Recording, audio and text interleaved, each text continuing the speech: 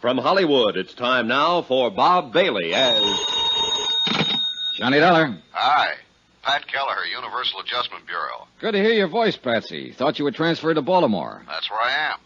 Say, John, can you handle one for me? What kind of one? It's a life and accident policy Eastern Fidelity paid off 5 years ago. A man named John Reardon was the insured party. He died in 1950. Wife was a beneficiary. It's a crazy one. Well, go on. Eastern wants us to look into the matter QT. One of their officers has reason to believe Reardon is still alive. Why would he think that? Because he saw him 2 days ago. I'll get the first plane.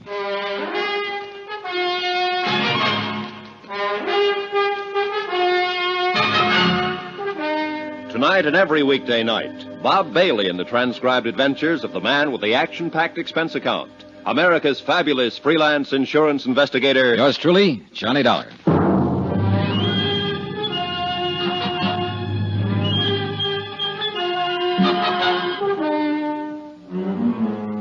Expense account submitted by Special Investigator Johnny Dollar to the Universal Adjustment Bureau, Baltimore, Maryland. The following is an accounting of expenditures during my investigation of the Chesapeake fraud matter. Expense account item 1, $22.75. Plane fare and incidentals, Hartford to Baltimore. I arrived at 3:15 in the afternoon at Friendship International Airport. It was a cold, gray day. I took a cab directly to Pat Kelleher's office. Good to see you, John. He was 10 pounds heavier. Outside of that, he looked swell. We'll have to have dinner once a week, my wife. Where are your bags? You didn't go to a hotel. I checked my stuff at the airport, Patsy. I didn't know how long I'd be here. Over the Alleghenies on the plane, I got to thinking about the number of alive but dead reports I've investigated at one time or another. They happen all the time, but they never pan out. Yeah, well, this one isn't like that, John. Sit down. Thanks. No, when a man like Paul Coombs, chairman of the board for Eastern Fidelity, not to mention vice president of 2 oil companies and 1 construction company, when he romps in here and says somebody's still alive, it's supposed to be dead, we got to listen to him. Sure you do, Pat. It's your job. Your job now. Coombs claims he not only saw Reardon, but talked to him. I'll go into that later. Policy was issued in 1944. Mm-hmm. My wife's a beneficiary. Yeah. Elizabeth Jane Reardon, $10,000. 20, John. Double indemnity on the accident clause. Oh. Well, look, I'll look at this stuff later. Maybe you better tell me about that first. Okay. John Reardon was lost in a boat accident out on Chesapeake Bay. When? August 13th, 1950. There were 4 people in the party. They went out for the afternoon on a power cruiser, and the thing exploded in the middle of the bay. Oh, yeah, I may have read about it. Was there a man named Sharpston involved? Yeah. Sharpston owned the boat. He and his wife were aboard, and another man named Blaine. Did all of them go down? That's right. They recovered Mr. and Mrs. Sharpston's body and Blaine's. They never found John Reardon. What caused the explosion? No explainable reason. It was never determined. Oh, there's always a reason. Yeah, well, that probably blew up with the boat, too. As it happened, we conducted the investigation for Atlantic States Limited. They held the insurance on the Sharpstons and the boat. These are our findings in the matter. We found no reason for Atlantic not to honor the claim made by Sharpston's estate. Mm-hmm. How about the other man who was killed, Blaine? His case was adjusted by another company. So that leaves us John Reardon. Yeah. About a month after the accident, his wife filed claim for payment. Our investigation was ended by then. We notified the insurance commission of the circumstances of his death and requested a judgment. 13. Did it go through all right? Yeah. The appellate court declared John Reardon legally dead after the required 3-year waiting period. Pretty standard when there's no body. Sure. Eastern honored the claim and paid Mrs. Reardon $20,000. So, that's about it. Except that now somebody thinks he's alive. Not just somebody. Paul Coombs. Yeah. And if that's so, Eastern's been swindled for $20,000. Tell me about the beneficiary. Miss Reardon? Mm-hmm. Nice woman. Met her a couple of times. She didn't need money, I can tell you that much. Oh? Yeah, worth over $200,000. Never married again. You say she didn't file her claim until a month after the accident. That's right.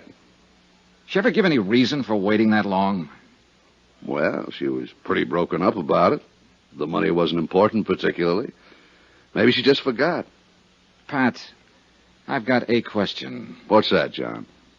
How can you forget $20,000? Expense account item 2, $10 for drinks I had with Pat Kelleher while we talked some more about the Reardon case. At 7 o'clock that night, I had on a fresh shirt and a press suit. They seemed to impress Paul Coombs, vice president, chairman of boards, etc. Dollar? That's right, Mr. Coombs. Universal adjustment. Oh, yes, of course. Come in. I talked with Mr. Kelleher there. He sent you? Yes, sir. Yes. Oh, yes. I recall your name now. Yeah. Mm-hmm. Well, we can sit here, Mr. Dollar. Now, you hear about John Reardon, of course. That's right. I'm glad they sent a man like you. I'm glad you're the one who's going to look into it. You puzzle me, Mr. Coombs. No, I don't. And that's a compliment to your perceptive abilities, young man. As a matter of fact, you're here because you're only curious about me. You want to have a look at the man who thinks he saw John Reardon alive, right? I suppose so. You don't believe he is alive? I didn't say that. I admire your caution. I'm glad you're the one who's going to look into it because, well, John Reardon was a close friend of mine. Oh, I didn't know that. Yes, I knew him for a number of years, and Mrs. Reardon. He was a fine, sensitive man. I'm sure you'll know how to handle him when you meet him. You sound very certain that I will meet him, Mr. Coombs. There's no doubt in my mind about that. 3 nights ago at the Brown Palace Hotel in Denver, Colorado, I saw John Reardon. I walked up and spoke to him. I talked with him for 15 or 20 minutes. I know it was him. He didn't admit it. He denied it completely. He told me his name was Frank Bauer and that he had lived in Denver ever since the war. Frank Bauer? Yes. I was so certain it was John Reardon, I insisted. He laughed at me, seemed good-natured about it, even bought me a drink. I see. I asked him where he had lived before Denver. He said something about Toledo. Uh-huh. I asked him if he'd gone to college there. He told me he'd gone to Ohio State. Told me he was an engineer, a mining engineer. Everything he told me seemed plausible and reasonable, except that all the time I knew he was lying. I knew his name wasn't Frank Bowers. That was John Reardon. How did you leave it with him? Well, the whole thing unnerved me somewhat. I'm afraid I looked like rather a fool. I simply caught my limousine out to the airport and came back here to Baltimore. Did you get his address in Denver? No. Any of his business connections, anything like that? No. Was he alone when you met him? There was no one with him.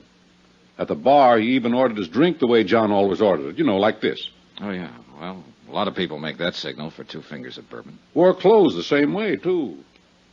Have you spoken of this matter to anyone outside of Pat Kelleher? No.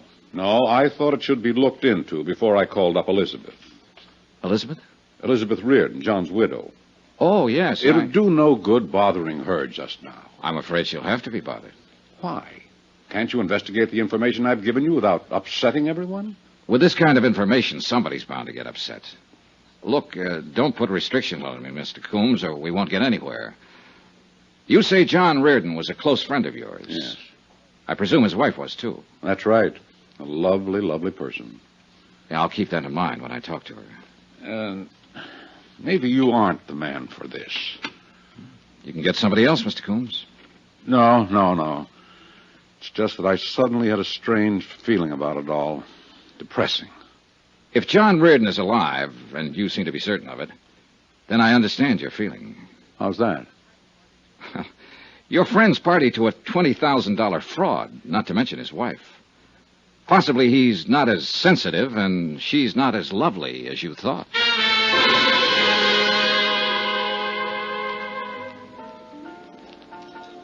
I spent the rest of the evening with Pat Kelleher and his wife, hoping to see the bright lights and listen to some laughter. We picked a couple of fancy bistros and started the rounds to watch champagne flow and eavesdrop on the happy stories of success, promotion, and love. But it didn't work. Like the place, John? It's swell. You're as low as a cricket's ankle. Well, today a man kept telling me a friend of his was alive who's supposed to be dead. He told me what a fine fella this friend is, or was. Yeah. 99 times out of 100, I tell him to go jump in the lake, but Paul Coombs comes under the title reliable witness in anybody's book. Give me a match. Here. How you fix for plans? Start somebody looking into Frank, whatever his name is, in Denver, who's supposed to be Reardon. I'll start with the beneficiary, Pat. Miss Reardon? Yeah. I'll march out and say, let me look at some pictures of your husband. What kind of a guy was he? Did you enjoy each other or try to kill each other? Did you ever, Why didn't Coombs look into it himself? Why didn't he go out to the widow and tell her about his meeting the guy in Denver? Because he came to us, John. Yeah, I know, Patsy. I'm sorry. But the prospect of going to somebody, anybody, with a flimsy story like that makes me sore. It might get her hopes up that her husband's alive. And that's a lousy thing to do. Reliable or not, Coombs is probably all wet. Probably. Sour racket. Sour racket. You being a parrot? Just being agreeable, John. If you want to be sad, I'll be sad with you. We both know situations like this are part of the trade. Oh, I should have been a... Oh, let's have another belt. Sure. Waiter. Well, John, maybe another way to handle Mrs. Reardon with that. That's her over there at the bar. Nice, isn't she? Hey, she is lovely. Nothing. She looks a little tight. Yeah, well, I hear she gets that way quite a bit these days.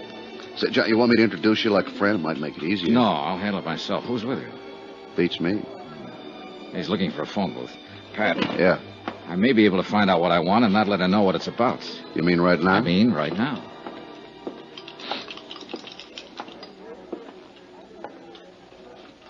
Hello. You're Elizabeth Reardon, aren't you? Oh, yes. Oh, probably you don't remember me. My name's Johnny Dollar. We met some time ago. I'm afraid I don't remember, Mr. Dollar. I'm in the insurance business. Don't remember? Well, where was it we met? Now I can't remember. May I sit down? Well, I'm expecting someone who'll be back in a minute. Yes. Would you care for a drink? I have this one, thank you. Oh. How's John these days? John? Your husband, Mrs. Reardon. His name is John, isn't it? My husband's been dead nearly 5 years. Oh, I'm sorry to hear that. I mean, it must be... This is very awkward. That's all right. 5 years. I could have sworn it was just 3 years ago I met you and John. In Denver. It couldn't have been. We were never there. Oh, well, pardon me. I sit here making bad conversation with you, and it's very apparent you're distressed. Look, I'm very sorry I upset you. Is there anything I could do? No, Mr. Dollar, you didn't upset me. You look like a very nice person. How long are you going to be in Baltimore? A few more days. Perhaps you'll come out to the house for a drink before you go back. Say tomorrow. Oh, I'd like that, Mrs. Reardon. You can call me. I'm in the book. Mrs. John Reardon? Yes. I will. Again, I'm sorry that I brought Do it. me a favor, Mr. Dollar. When you come to my house for a drink, call me Elizabeth. And please, don't mention my husband's name. I'd appreciate it very much if I never heard it again.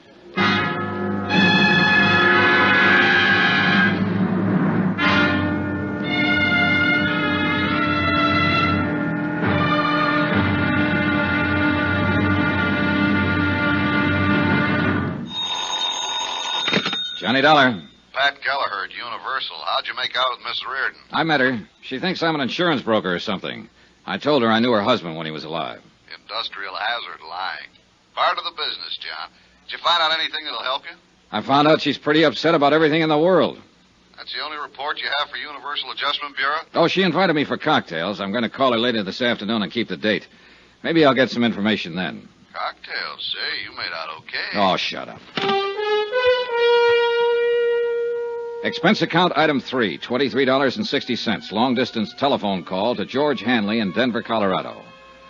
George is an old friend of mine in the private detective business. I told him about the report that John Reardon was still alive and living in Denver under the name of Frank Bowers. I requested him to gather information that would help in determining whether Bowers was really John Reardon or not. I spent the remainder of the day reading over the facts of the case as supplied to me by Pat Kelleher of Universal Adjustment. Expense account item 4, 10 cents. Another phone call. This one to John Reardon's widow.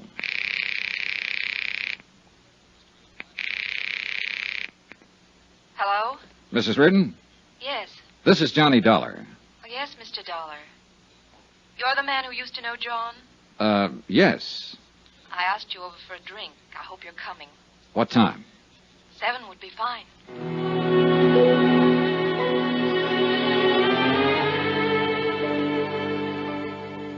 I was at her home at 7 o'clock, knocking on the door. It was a nice home, and she seemed like a nice person. Even nicer than the night before.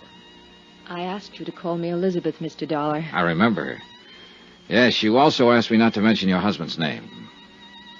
I wish you'd forget that. I was upset last night when we met. Forgive me? How's your drink? Oh, it's swell. I don't know why, but I feel I should explain myself a little more. about saying what I did about John. I was very shocked at his death. I suppose I still am, even though it was 5 years ago. It always disturbs me when I'm reminded of it.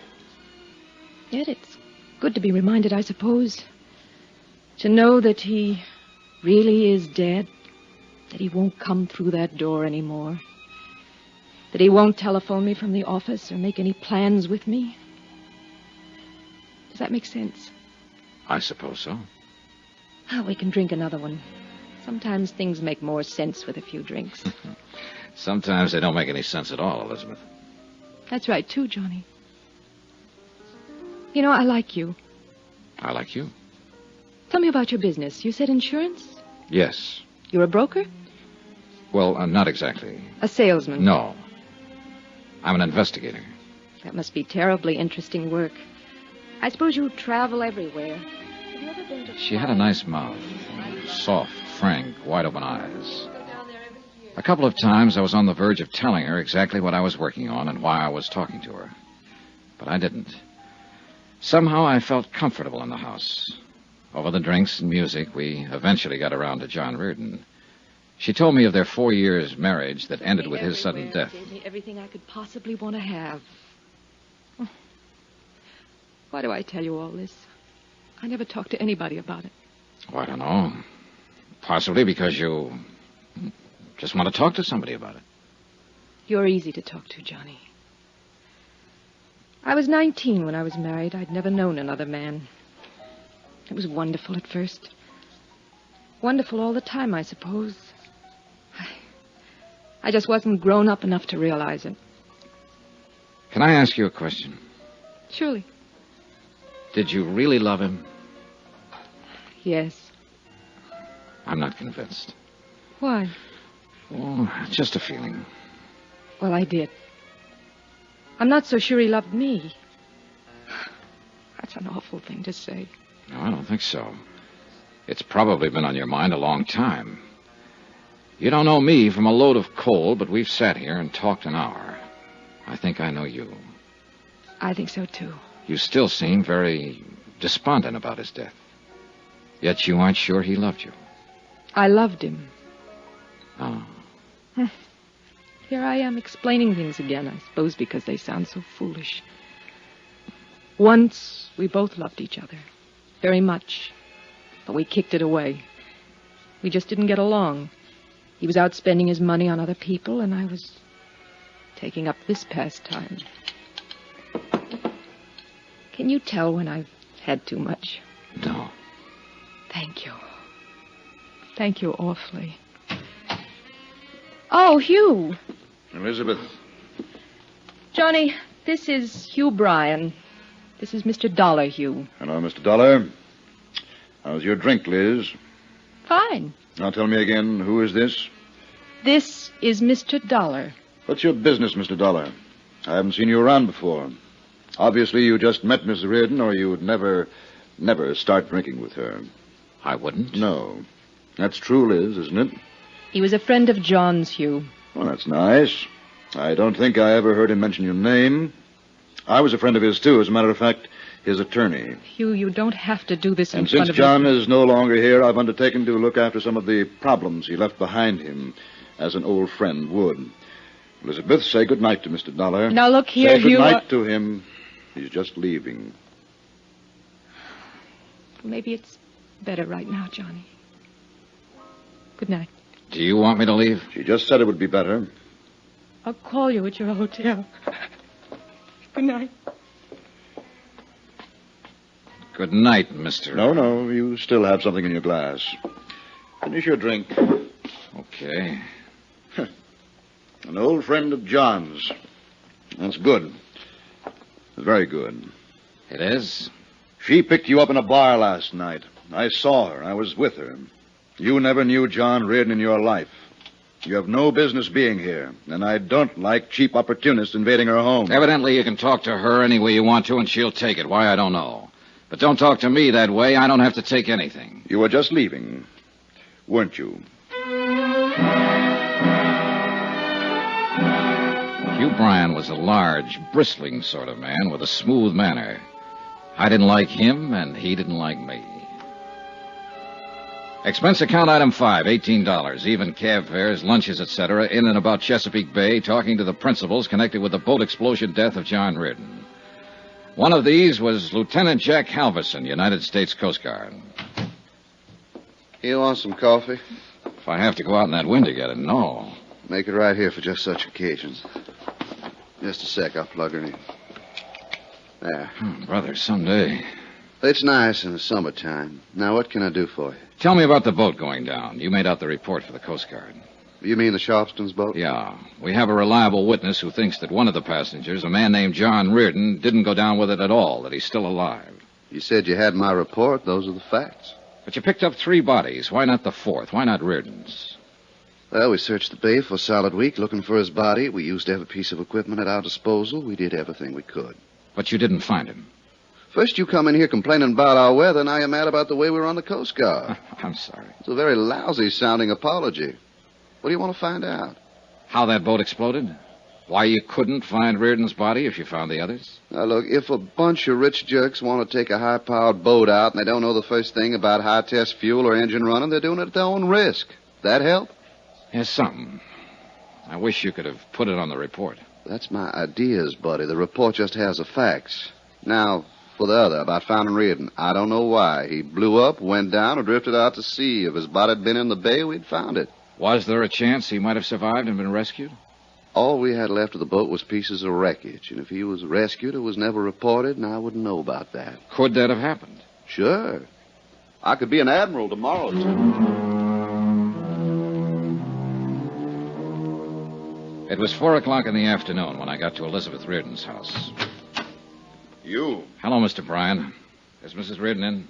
No. Then I'll wait. It's important that I see her. I thought I made it clear to you last night I didn't want her being molested. You did make it clear and cruel, Mr. Bryan. Now, I'm here... Any business for her comes to me first. I'm an insurance investigator. I know that. She told me. But she didn't tell you, because she didn't know, and I didn't want her to know, that I'm working on a case that involves her. What? I have a report that her husband might still be alive. Come in, Mr. Dollar. I'll have to admit that Hugh Bryan's concern was as genuine as his surprise. He led me into the house, and we sat at the bar. Only this time, no one had a drink. He listened while I told him about the report of Paul Coombs, that John Reardon was living in Denver under the name of Frank Bowers. Do you think there's any truth to him?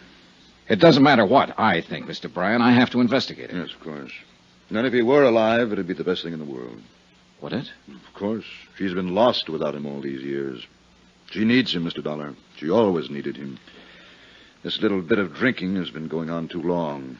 These tearful little episodes with one man or another. Oh, yes, I mistook you for one of those last night. I apologize for that sincerely. Actually, Mr. Dollar, she's been quite a task. Uh-huh. Well, maybe I better talk to her now. Do you have to? There's certain information I'd like to get. I think she's the only one who can give it to me. You'll have to tell her about the report? Yes. And there's probably so much talk. But it'll give her a terrible kind of hope. All right, I'll get her. Oh, you'd better mix one for her. She'll need it. Wait a minute. Yeah?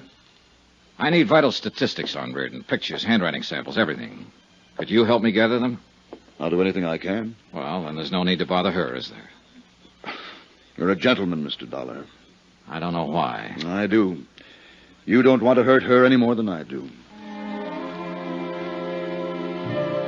An hour later, I was back in my hotel room. The next day, I had an appointment to meet Hugh Bryan and get all the material I had asked for.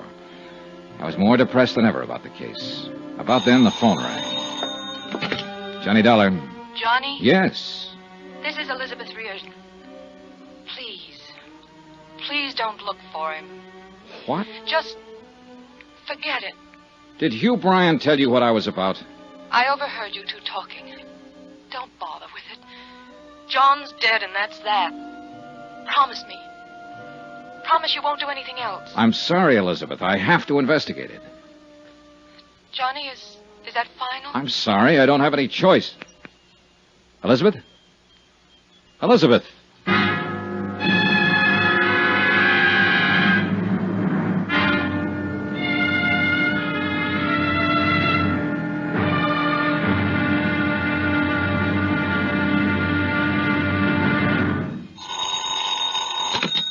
Johnny Dollar. Hugh Bryan, Mr. Dollar. How are you this morning? Not so good. I didn't sleep very well. How'd you do? I think I have about what you want on John Reardon. Well, if you haven't, I can get it from Mrs. Reardon. What? Well, I thought you didn't want to tell her about the report, that her husband might still be alive. She knows. She overheard us talking last night. Oh. Well, what do you want to do? I might as well look at what you have and get this over with. How about an hour from now? I'll be waiting for you. Expense account item 6, $1.50. One collect telegram from Denver, Colorado. I've located Frank Bowers as per your request. Cursory investigation discloses little evidence that would lead me to believe he might be the John Reardon of Baltimore. Looks like a ham bone to me, Johnny. What do I do now? Signed, George Hanley, George Hanley Investigations Incorporated, Denver, Colorado. Item 7, $2. Same thing. Telegram from me. Things are about the same way here. Sit tight. I'll see you in a day or two. Love, Johnny. Once the telegrams were out of the way, I walked 3 blocks from my hotel to the office building of Hugh Bryan. It was an impressive place full of lawyers and doctors. Hugh Bryan looked a little haggard when I saw him. It took me a while to get all this together. Half the night. There wasn't that big a rush. Oh, get it out of the way. The sooner you have what you need, the sooner you can make sure, and the sooner I won't worry about it anymore. Did you talk to Elizabeth yet today? No, just last night. Oh, I thought maybe she might have called you this morning. I'm so sorry for that girl. Well, don't feel too bad, Mr. Bryan. We both did everything we could to keep the report that her husband might be alive from her. Awkward as it was. Yes, I know. I still don't understand it, I guess. Well, a man named Coombs, an insurance official, thinks he saw Reardon in Denver last week using the name Frank Bowers. He's sure that Bowers was Reardon. If he turns out to be Reardon, the insurance company's been taken for $20,000 they paid to Elizabeth Reardon, just to set you straight. Well, that'd make Elizabeth party to a fraud. And John. Lord knows that's silly. Well, silly or not. Yes. Well, here's what I have. Now, this is one of the last pictures taken of John Reardon. Mm-hmm. Have the negatives? Yes. Here. And these are some vital statistics on him. The physical part I got from his doctor. Mm-hmm. He stood an examination about a month before the accident. This the doctor's name here? Yes. Now, these other things are in his background and education. Here, a copy of his marriage license, birth certificate. How did you get hold of these things? Well, I handled a lot of business for John, filed a lot of his papers for him. These were just packed away. It took a while to find them. Hey. A copy of his fingerprints? Well, would those help? More than any of this other stuff. Fingerprints aren't standard papers in anybody's file. Before John went in the Army, he did some engineering work for the proving grounds in Aberdeen. Oh. He was fingerprinted there. It was a gag at the time. He had a set of his own blown up and put on the wall in a picture frame. You know, just a joke. Yeah. I dug them out of his personal things. Now then, here's a copy of his financial records, tax returns and whatnot. I spent about an hour in Hugh Bryan's office going over material that would help me in the investigation. The pictures and fingerprints were the most helpful items. After I'd finished, I went back to my hotel, packed my bags, and checked out.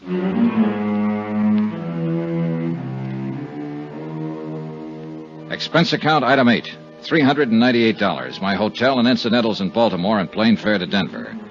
I got there at 9 in the morning. The air crisp, thin, and full of sunshine.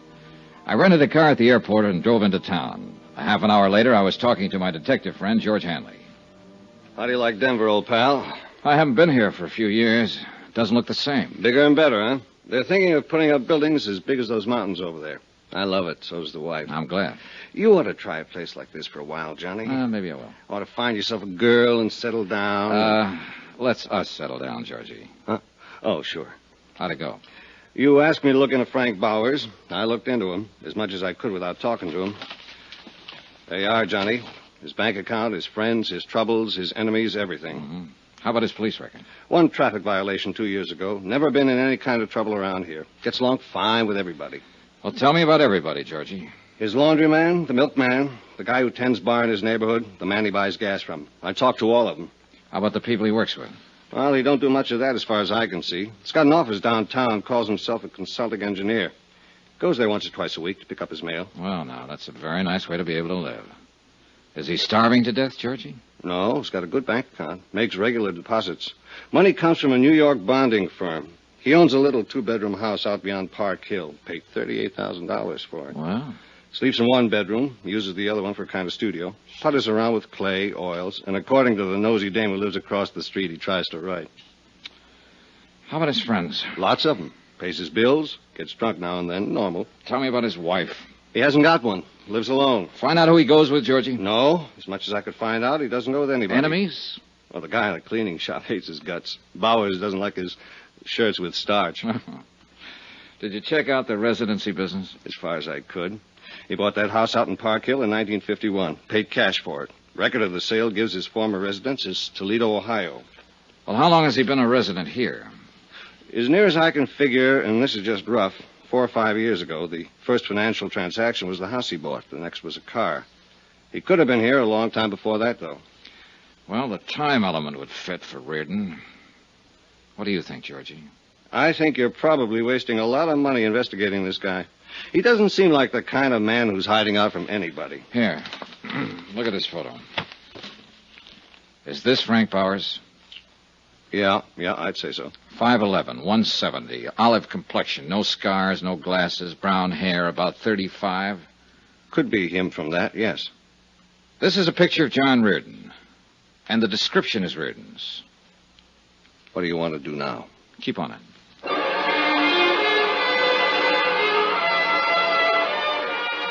I got George Hanley busy making a check with some people in Toledo who could find out whether or not a Frank Bauer had once lived there. Then I took my rented car and drove out to the address Hanley had given me. It was in the east side of the city near the airport, a one-story frame house, a 53 Merc in the driveway. I'm looking for Mr. Frank Bowers. Oh, who are you? Johnny Dollar. Oh, I'm Frank Bauer. Well, I'm an insurance investigator, Mr. Bowers. I'd like to talk to you. Oh, come on in. Thank you. Take a chair anywhere, huh? What's on your mind? Just making a routine check, Mr. Bowers. Thought perhaps you could help me. I don't know anything about my neighbors, if that's that kind of thing. No, I'm running down a report that came across our office in Baltimore. Baltimore? Ever been there, Mr. Bowers? No. Swell place on Chesapeake Bay. Well, I like Denver. What's this all about? Huh? Well, do you happen to remember a few days ago when you were at a place called the Ship's Tavern?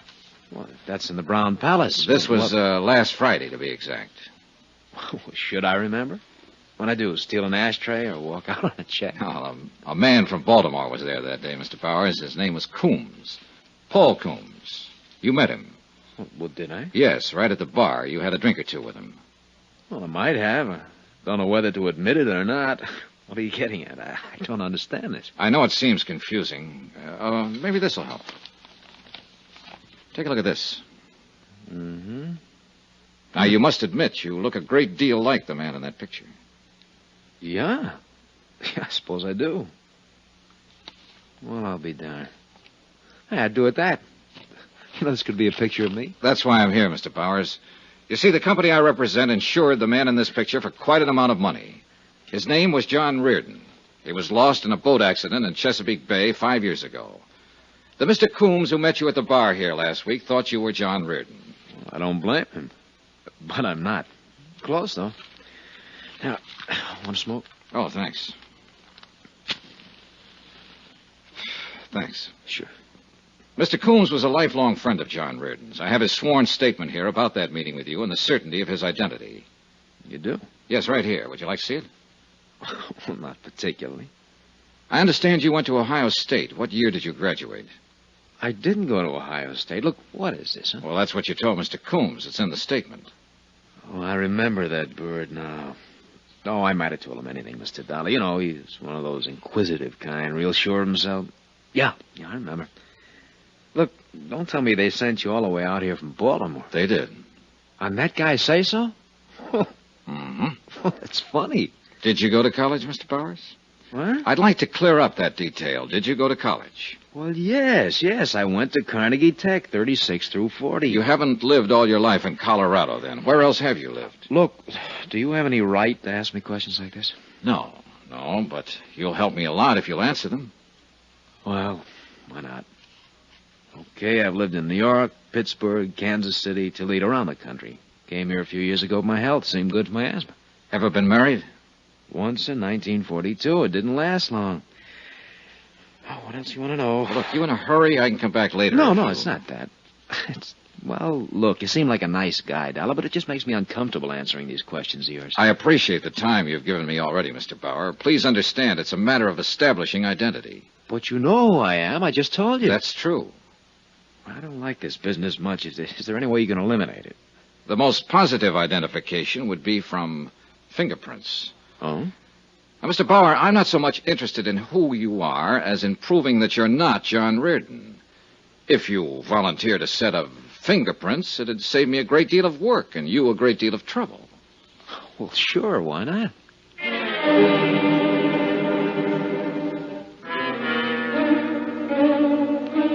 We drove downtown together to George Hanley's office and used the portable fingerprint kit. I took a complete set of Frank Bauer's prints he attached. I thanked him for his time and trouble, and he left. If he was trying to cover something, it certainly wasn't apparent from his conversational reactions. There had been a moment when I was sure he wasn't Frank Bauer. On the other hand, I was sure that he wasn't John Reardon.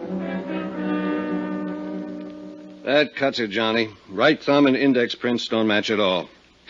Oh, not even close, George. And I thought I was getting somewhere. I found out he was never in Toledo, or at least never registered or licensed as an engineer. Well, these prints do it. When are you going home, Johnny? Oh, I don't know. There's no reason to stick around any longer. This is crazy. You proved your case with the prints. He was too anxious to help me prove it, Georgie. You ask any ordinary man on the street 2 personal questions about himself, and he'll tell you to go jump in the lake. You ask him for his fingerprints, and he's liable to smash you. So? Get on him. Stay with him 24 hours a day. Get a couple of other men. It'll cost you money. Get busy. Expense account item 9, $200, detective service. I didn't believe Frank Bowers. I didn't believe his background. And most of all, I didn't believe his fingerprints.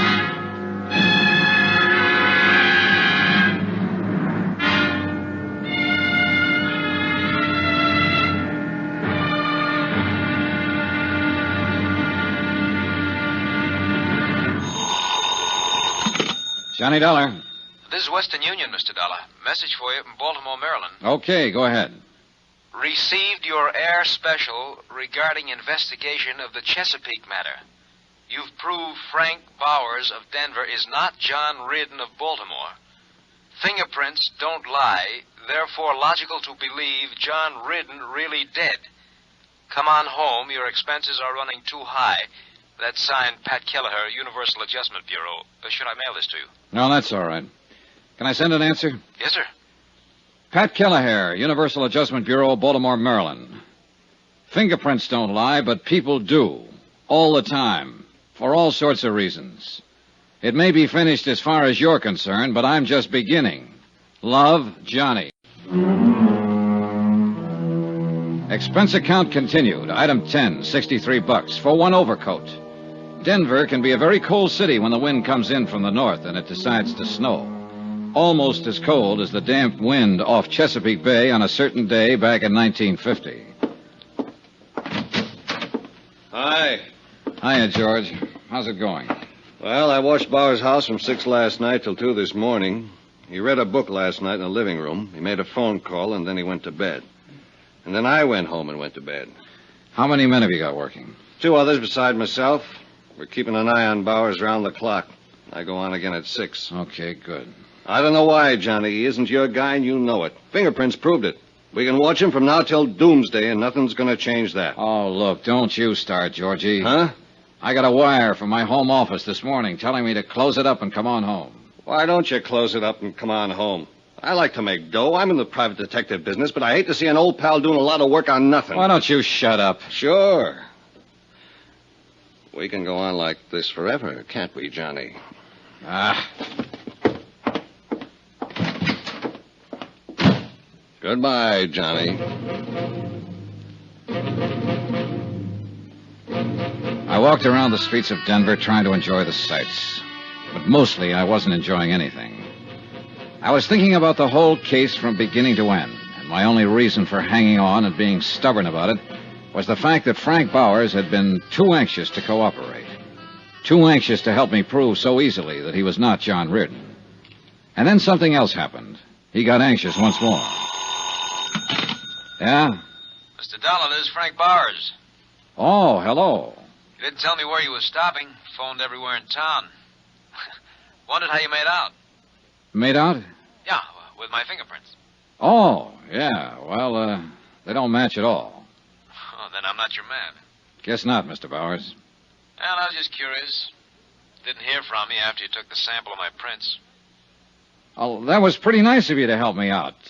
How can I thank you? Well, you could buy me a drink if you want to. Hey, you're on. All right, meet you at 6 at the ship's tavern. It was the voice of a confident man again. An overconfident man. The kind who sandbags in a poker game, who knows about a boat ride and a horse race. And so help me, I knew I was right about him. Expense account, item 11, $14, booze. For Frank Bowers and myself in the ship's tavern. The same bar, incidentally, where a week before, a close friend of the deceased, John Reardon, had run into Bowers and sworn he was John Reardon. When Bowers came in, he was followed by George Hanley, as per my instructions. I saw George pick a stool at the far end of the bar. Well, I suppose you'll be packing up and leaving the old Mile High City pretty quick now, huh? Did I say that, Frank? No, but I just suppose it. You will, won't you? Oh, I haven't decided yet. What do you think I should do? Huh? I said, what do you think I should do? You kidding me? Well, maybe I'm just kidding myself. But you don't seem like the kind of fella you should be, somehow. Oh, I don't, huh? No. Now, you were too nice about answering questions when I came out to your house the other day. Too nice about letting me fingerprint you so I could compare the samples with John Reardon's prints. Too nice about calling up and asking how it all came out. Came out bad, thank you. I'm a pretty nice fella. Yeah, that's what the book says. What book? I had a private detective friend make one up on you before I even got here. Friends, enemies, money, and whatnot. All very nice. Of course it is. You know what your trouble is, Dolly? You don't trust anybody. I'm a nice fella, and you don't trust me. You don't believe what you see. I believe the fingerprints don't match, if that's what you mean. You're the bird I don't believe. Hey, should I get sore? If you want to. I'm not gonna. You know why? Because I'm a nice fella. Sure you are. But you ought to get mad when a man calls you a liar. Oh, you didn't call me a liar. I meant to. You're a liar. You know what? I'm not a nice fella all the time. I'd kind of like to hit you in the face or something right now. You're needling me. Am I? Uh-huh. I think I better call up a girl I know, see what she's doing for dinner. Well, see if she's got a friend. No, you're too nasty, friend. You sit tight. Order me a drink. I'll be back in a jiffy. He's a little drunk. Sure he is, George. He's also worried. Any particular reason for getting him that way, Johnny? Yes, he's using the booth in the lobby. Scoot out there and see if you can get a line on who he might be calling. Right. A long 10 minutes later, Frank Bowers came back to the bar. He was weaving a little when he got on the stool next to me. George Hanley followed him back inside and took his place at the end of the bar again. She's busy. Took her a long time to tell you that. She's a girl who takes a long time with everything. Oh, what's her name? Huh? What's her name? The girl you just called. Oh, Rita. Rita. Well, here's to Rita. Come on, drink up. You might have to eat with me. I don't want to drink to Rita, and I don't want to have dinner with you. What do you think of that, huh? I thought you were a nice fella. Remember? God of blazes. Hold on. Hey! Johnny, you may have something with this bird at that. How come, George? That call he just made, long distance to Baltimore. I got that much. He said he'd never been there, didn't know anyone there. Keep an eye on us, Georgie. You betcha, pal.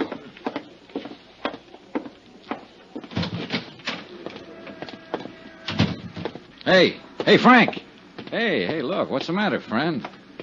I just left you, I thought, for good. Oh, come on, I'll buy you dinner. You buy me nothing, Dollar. Go on back to Baltimore. Why don't you? What? Why don't you go back to Baltimore? What's that supposed to mean? Just what it means. Well? Maybe we better talk some more. Fine. My car's in the lot here. Okay. You're after me, aren't you? Well, let's say I met you yesterday to get some facts. Let's say I drank with you tonight to find out what kind of a guy you are. I've done most of the talking up to date. Now it's your turn. Uh-huh. Well? I don't know whether I got anything to say to you. Oh, make up your mind, will you? Look, suppose I were John Ridden. I'm not. But suppose I were. I can't tell you what a court would do about an insurance fraud. No, you're just a clumsy ox stumbling around for some answers, and you haven't got any yet. Get out of my way. Wait a minute.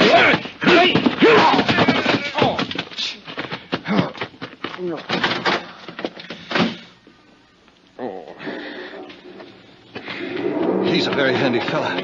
I didn't want to interfere, Johnny. Stay on him. See where he goes, what he does, Georgie. Hurry. You all right, pal? Sure. Hurry. I wasn't all right at all. Frank Bowers was not only big, but fast, and he caught me off guard. I went back through the hotel lobby up to my room and lay down on the bed, and I waited for the phone to ring. Sooner or later, it'd be George Hanley or Frank Bowers' tale reporting some development that had solved the whole case. But the phone didn't ring. Nothing happened. No one phoned, no one came by. I went to sleep about 1 o'clock.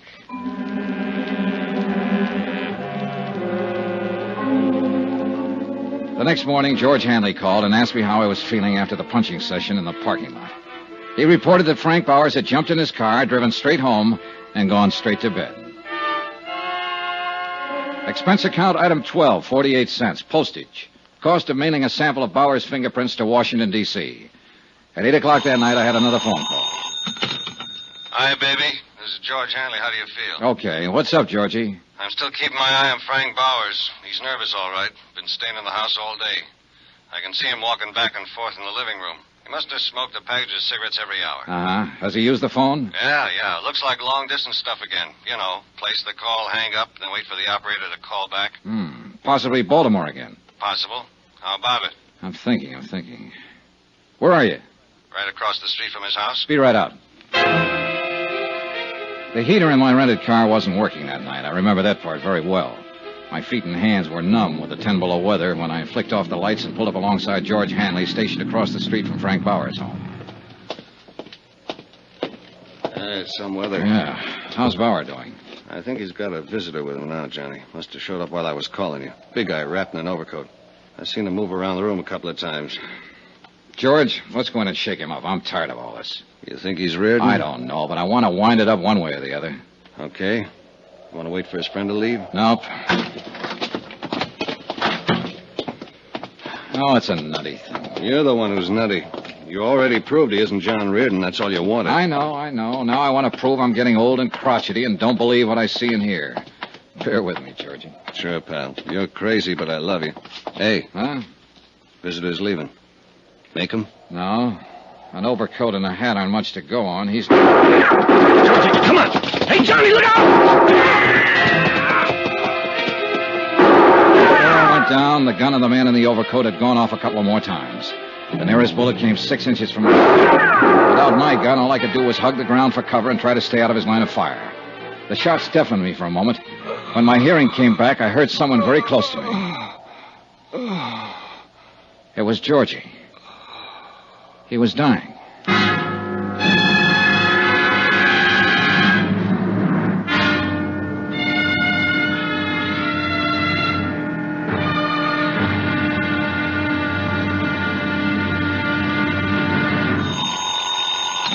Johnny Dollar. This is the operator.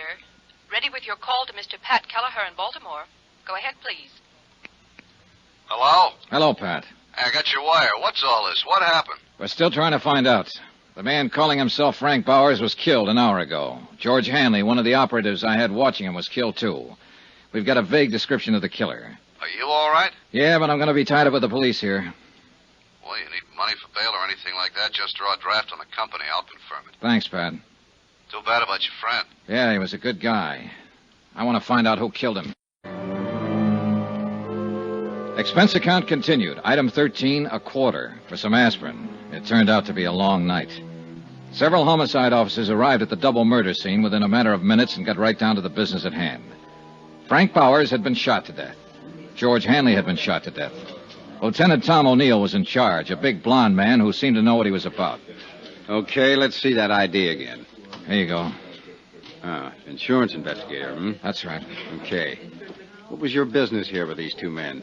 My home office in Baltimore had reason to believe that Frank Bowers was really a man named John Reardon. Reardon was supposed to have died 5 years ago.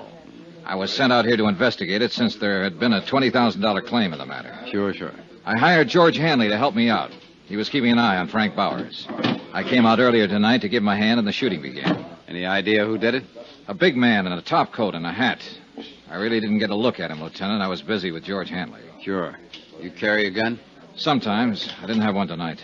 You tried to chase the killer? I said I was busy with my friend. That's right, you did. Well, how was your investigation coming along? Frank Bowers' fingerprints didn't match the samples I had for John Reardon, but it didn't satisfy me. There were a lot of things about him personally I couldn't accept. I harassed him a little last night, and he got pretty excited and slugged me. This was after I found out he'd been trying to call Baltimore. Who in Baltimore? I don't know. Well, tell me about this harassing. We'll make a check with the phone company. Well, I needled him purposely, trying to scare him into a blunder. I think I was doing pretty good. I'll never know now. Uh-huh. What else you got to say about your case? Well, that's about it, Lieutenant. It is, huh? Well, that's all I got to say because that's all I know about it. Next time, be careful with your needling tactics. Boy. I was doing what I thought best on the case. Sure you were. You were doing swell. You let a friend of yours get shot down in front of your eyes. Not to mention the other guy. You can't give us a description of the killer or a hint at the motive. Now, maybe George Hanley wasn't a friend of yours at that. Why, you... Dad, take it easy, kiddo. Take it easy. Remember to blow the bell, and I'm sorry. You've had quite a night. Nobody in your business or mine knows what's behind the door when he kicks it in. I'm just a cop trying to get straightened out, so I push too hard sometimes. We'll get it taken care of. Nobody walks in a man's house and shoots him down without somebody hearing something or seeing something. I mean, somebody besides you. Now, my men will cover every house in the block, in this whole area if we have to. Bound to be somebody somewhere. The dogged Lieutenant O'Neill turned out to be 100% correct. In fact, he turned out to be 300% correct. For by 11 o'clock the following morning, his men had located 3 different people who had information about the brutal murders of Frank Bowers and George Hanley. The first was a man named Randall who had lived across the street. He had seen Bowers open his front door and admit the unknown killer. He said he wore glasses. The second was a paper boy who had come to collect while the killer was there. He stated that the killer and Bowers were arguing when he came up to the door. The third witness, a housewife, gave the most important information as to the man's description. He was a good deal taller than Mr. Bowers. How much taller? 3-4 inches at least. I saw him standing in the doorway from here. He had on a brown tweed topcoat. My husband has one just like it. How old would you say he was? 45. Have you ever seen him before? No. Would you know him if you saw him again? Yes, anywhere. You got that good look at him, huh? Yes, the porch light was on. Here's something, Dollar. Lieutenant O'Neill had issued an all-points bulletin based on the combined descriptions given by the witnesses. In the meantime, his men had checked the local cab companies and found out that one of the drivers had carried a fare to Frank Bowers' home at 8 o'clock in the evening. The cab driver verified the housewife's description of the suspect and added the important information that he'd picked up the man at the airport. When that was checked, it was found the man had come in on a plane from the east at 5:45 in the afternoon. He had used the name Orrin Williams. Expense account item 14, $8.95. Another long-distance phone call to Baltimore and Pat Kelleher. Well, I'll be darned. Do you have to stay there, John? Of course I have to stay here. I'm a material witness. Not to mention the fact that a pal of mine was shot down. Don't get on your high horse, John. It was just a question. Have any idea what it was all about? Well, at the moment, I'm just sure a guy named Orrin Williams flew in, shot up 2 people, and beat it.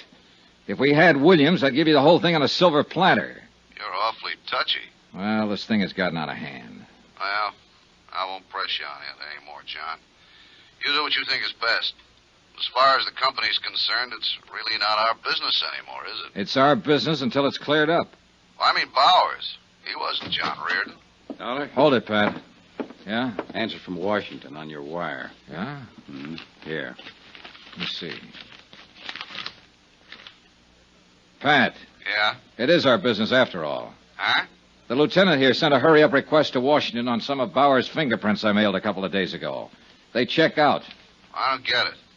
Bowers was John Reardon. Oh. Well, where'd you get the samples of Reardon's prints that didn't check out? From Hugh Bryan, Reardon's attorney. I better call him. Don't you dare. Don't open your mouth. I'll handle it when I get there.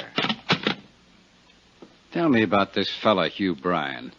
According to the phone company, that's the man Bowers was trying to call in Baltimore.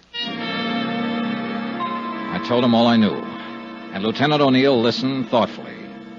It became apparent from that point on, since Bowers' true identity had been established through Army records, that the bulk of the case could be concluded not in Denver, but in Baltimore. Expense account item 16, $216, plane fare and incidentals, Denver to Baltimore. I arrived at 10:15 in the evening, checked with the Baltimore police, who had been informed of the case by Tom O'Neill in Denver. At his request, they'd taken no action as yet. From the police station, I went directly to Hugh Bryan's residence. The house was English, conservative, and expensive. The fire in the living room looked cheerful when the door opened. Elizabeth Reardon did not look so cheerful. Hello, Johnny. Hello, Mrs. Reardon. Didn't expect to find you here. No, I suppose not. I never expected to see you again. Elizabeth, I have something to tell you. Don't tell me now, Johnny. It's about your husband. All right. I want to tell Mr. Bryan, too. He's upstairs in his study. Wait. Look, I've done what I thought best about all this, and I'm trying to do what's best now. It doesn't make any difference, Johnny. I'm a married woman again. Huh? Yes. You and I were married this morning. Excuse me. I walked in and watched John Reardon's widow, alias Frank Bowers' widow, now Hugh Bryan's bride, disappear up a column stairway. The news that she had married Hugh Bryan cleared up some of the small doubts in my mind. When Bryan came back down the stairs with her, he looked anything but the happy bridegroom. Hello, Dollar. You're a late caller. Yeah, I'm sorry about that. Congratulations. Thank you. How did you come out in Denver? Everything okay? No, everything's not okay. Well, what's the matter? Do I have to tell you? I'll run along upstairs, Hugh. It's getting terribly late. All right, dear. Good night, Mr. Dollar. Good night, Mrs. Bryan. There'll be some men out to see you pretty soon, Bryan. Policemen. Oh. Liz? Yes, dear. I think you'll be interested in what Mr. Dollar has to say. What? I don't understand, Hugh. I wasn't in Philadelphia yesterday, Liz. I was in Denver, Colorado. What? I flew there to see John. He's been alive and living there all this time. Hugh. I'm sorry. This is only for her benefit, Dollar. I'll tell it just once. When it gets into court, it'll be different. How did it happen, Bryan? John Reardon didn't die in that boat. No. He was picked up in a bay by a fishing boat on its way to Florida. And they didn't have a radio on the fishing boat. The first port they came to was Charleston. John phoned me from there and told me all about it. Now, this was 10 days after we all thought he was dead. That part was all accident. Sure. The rest of it was a little different.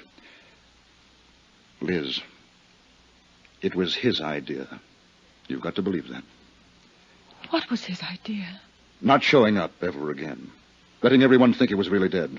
Making you a widow. I don't believe it. He hated his life here. Yes, everything about it. He was in debt right up to his ears. Of course, there was your money, but I flew down to Charleston to talk to him. He was like a crazy man, kept saying there was a way out. I didn't know what he meant at first. Then he came right out and said it was his chance to get away from all the things he hated. He knew how I felt about you then, how I feel about you now. He said I could have you for a price. What was the price? Those checks he got every week from a New York bonding concern? Yes. What did they come to? $25,000 a year, regular weekly payments. I could afford it. I could afford anything for you, Liz. Did he come right out and tell you he hated me? He just said he wanted to get away from everything. And it went that way for 5 years. I believe I asked you to marry me every 6 months. Yes. But that didn't work out either. And then, one day, along came Johnny Dollar. How does it feel to be so efficient, Mr. Dollar? We don't have to go into that, do we? No. I'll admit you did everything to throw me off. And it threw me off. Especially the fingerprints you provided. Didn't John Reardon insist his name was Frank Bowers and do everything he could to make you believe that was true? He did too much to make me think it was true. Where is he now? Where's John? He's dead, Mrs. Bryan. Oh. Truly dead now. He was shot to death last night by Mr. Bryan. Mr. Bryan also shot a friend of mine, didn't you, Bryan? Yes.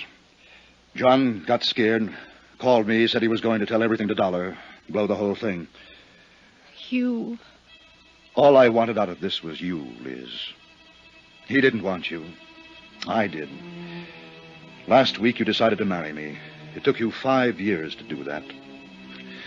And it took him one afternoon to decide he was going to come back to you.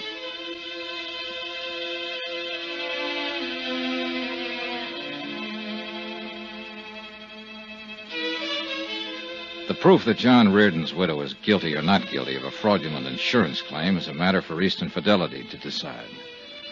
The matter of Hugh Bryan and 2 murders is a matter for the courts.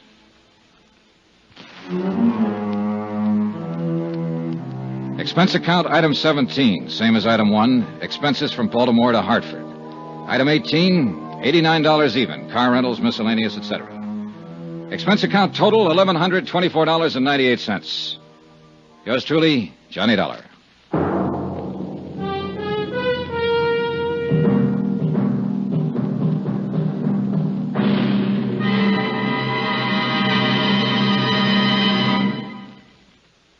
Remember, please, there'll be a new exciting story on Johnny Dollar beginning next Monday. Next week, a quiet, sleepy little town in Mexico and a beautiful senorita that...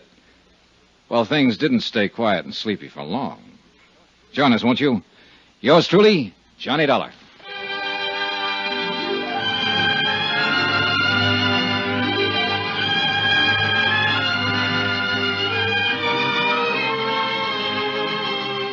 Yours truly, Johnny Dollar, starring Bob Bailey, is transcribed in Hollywood.